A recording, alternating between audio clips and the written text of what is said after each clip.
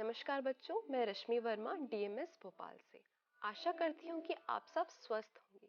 बच्चों, आज की क्लास बहुत ही खास है क्योंकि ये कक्षा 3 के पर्यावरण अध्ययन की आखिरी क्लास है। बच्चों, आज हम पर्यावरण अध्ययन में पाठ 24 जीवन का जाल पढ़ेंगे। तो बच्चों, पाठ शुरू करने से पहले जानते हैं हमने पर्यावरण अध्ययन में क्या-क्या सीखा। हम मिले एक बूंद से और जाना बारिश, नदी, तालाब और पानी के महत्व के बारे में।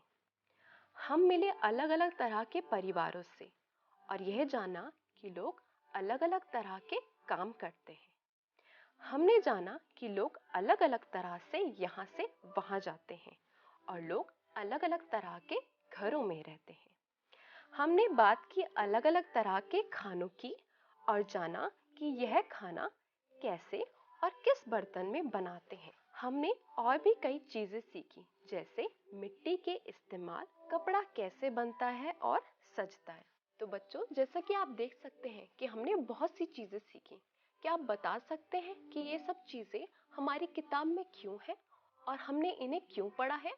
तो यही जानने के लिए आगे बढ़ते हैं। चलिए हम एक खेल खेलते हैं। मैं आपको एक चित्र दिखाऊंगी। चित्र देखकर आपको यह बताना है कि चित्र में जो चीज बनी है उसे बनाने के लिए हमें और किन चीजों और व्यक्तियों की जरूरत होगी। तो यह रहा आपका चित्र। जी हाँ, यह एक रोटी है। क्या आप बता सकते हैं कि रोटी बनाने के लिए आपको किन किन चीजों की जरूरत होगी? बच्चों, रोटी बनाने के लिए सबसे पहले हमें क्या चाहिए? आटा और पानी। तो हम पहले नंबर पे लिखेंगे आटा और पानी। बच्चों, क्या आटा और पानी खुद ब खुद रोटी बना देगा? नहीं ना। तो फिर हमें वह व्यक्ति भी चाहिए जो कि हमारे लिए वह रोटी बनाए। तो अगर आपके घर में आपके माता या पिता रोटी बनाते हैं तो हम दूसरे नंबर पर उनका नाम लिखेंगे। अब आपको रोटी सेकने के लिए गैस व आग की भी जरूरत होगी, तो हम तीसरे नंबर पे आग या फिर गैस लिख सकते हैं। बच्चों, क्या आपने सोचा है कि आटा आप कहाँ से लाते हैं? आटा आप दुकानदार से लाते हैं, तो हम चौथे नंबर पे उस दुकानदार का नाम लिखेंगे। बच्चों, क्या आपको पता है आटा कैसे बनता है? यदि हम गेहूं को बारीक पीसते हैं तो वह आटे में बदल जाता है। तो गेहूं को पीसने के लिए हमें चक्की या फिर गेहूं को पीसने वाली मशीन की भी जरूरत होगी, तो हम पांचवें नंबर पे चक्की का नाम लिखेंगे। बच्चों, क्या आपको पता है गेहूं की बोरियों को दुकान तक कौन पहुंचाता है? जी हाँ, ट्रक वाला। ट्रक वाला ही गेहूं की बोरियों को दुकान तक पहुंचाता है। बच्चों, क्या आपने सोचा है कि गेहूं कैसे उगता है? गेहूं की फसल उगाई जाती है और वह काम एक किसान करता है, तो हम सातवें नंबर पे किसान का नाम लिखेंगे। किसान को गेहूं की फसल उगाने के लिए गेहूं का बीज भी चाहिए होता है, तो हम आठवें नंबर पर गेहूं का बीज लिखेंगे। बच्चों, क्या गेहूं का बीज बिना धूप, पानी, मिट्टी या खाद के उग पाएगा?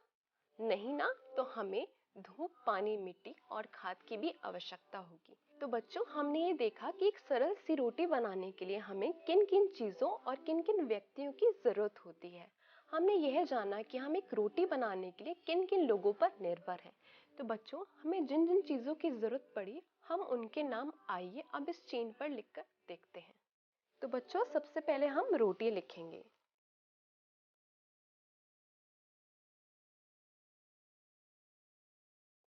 अब रोटी बनाने के लिए हमें आटा और पानी की जरूरत होगी, तो हम आटा और पानी लिखेंगे।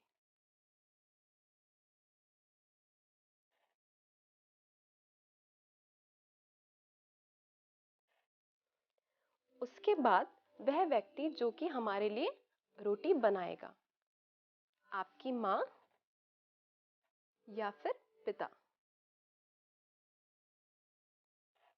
अब इसके बाद हम दुकानदार का नाम लिखेंगे।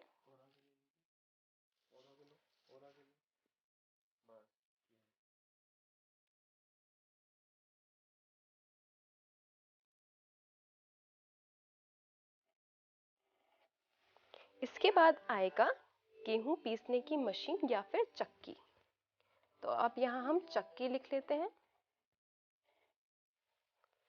फिर हम लिखेंगे ट्रक वाला।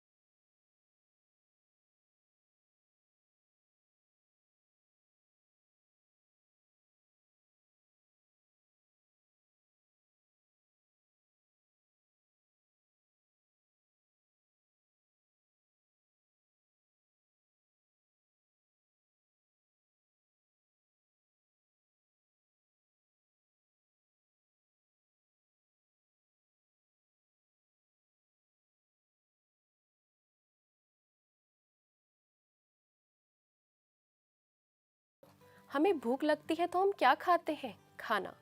तो मैं अपने चित्र को खाने से भी जोड़ूंगी।